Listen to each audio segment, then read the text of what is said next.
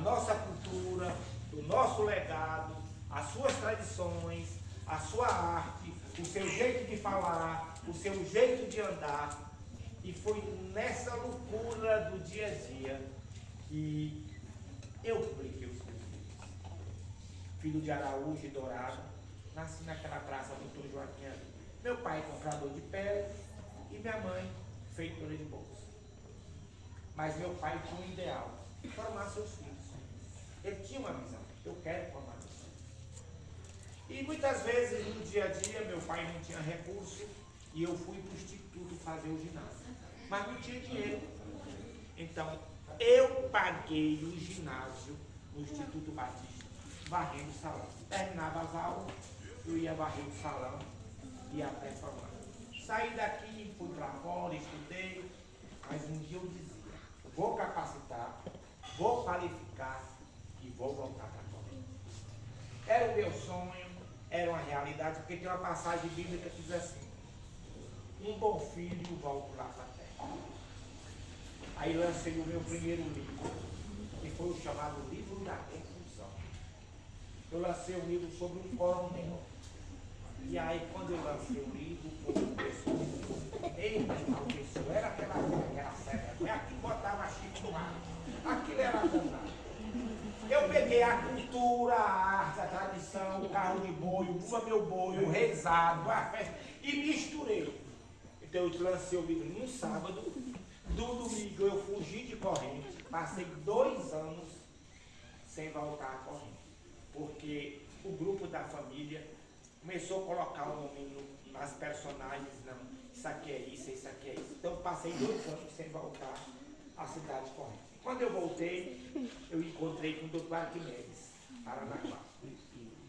E ele virou e disse para assim, olha, eu tinha muita vontade de te encontrar. Eu não gostei dos seus livros, eu não gostei da sua cultura, mas doa em quem doê-la e não para mais de escrever.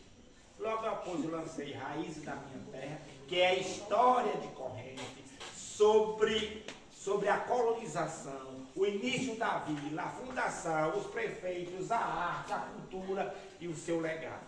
Então, nesse contexto do dia a dia, eu ouvi os causos. E eu andava com meu pai daqui para as cabeceiras do rio, para a casa de Saturnina, na casa da mãe de Aula, na casa de Seadica, e andava nessas regiões, na casa de cada um, e eu ouvia os causos e os contos. E para que os causos e os contos daquele tempo não morressem, eu comecei a escrever. Tudo que é cultura, que é arte deixado por um povo, eu comecei a escrever. E a coisa que eu mais gostava quando era menina era fugir para ver a mulinha de João Miúdo, o rezado de Tata, de Eduarda. Então eu ia ouvir aquilo tudo. E aquela cultura eu joguei todos os nossos livros. Joguei em Oxente, joguei em Arrieba, botei em Moleques.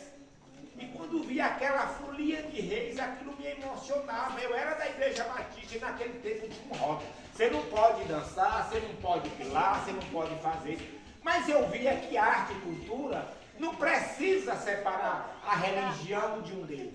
O Deus está presente em cada pessoa, em cada coração, em cada religião. E assim eu vivia. E eu gostava do batido do tambor e às vezes dançava. O reizado para mim era a coisa mais interessante da vida.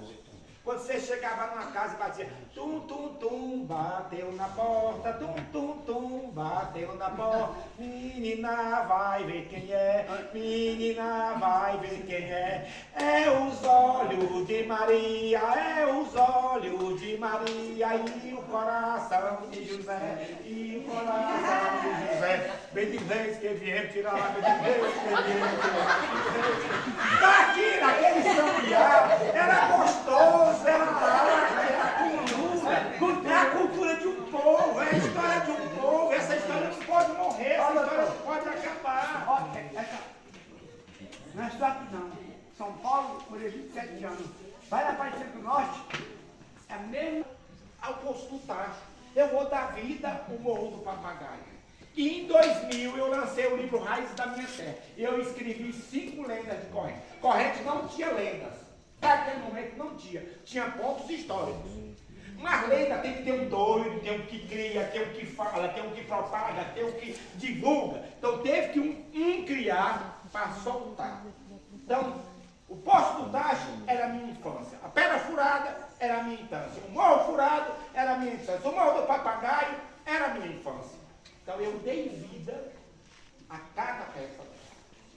E foi a coisa mais gratificante da minha vida, como rabiscador da história do Sul de Corrente, foi ver um desfile do ginásio São José.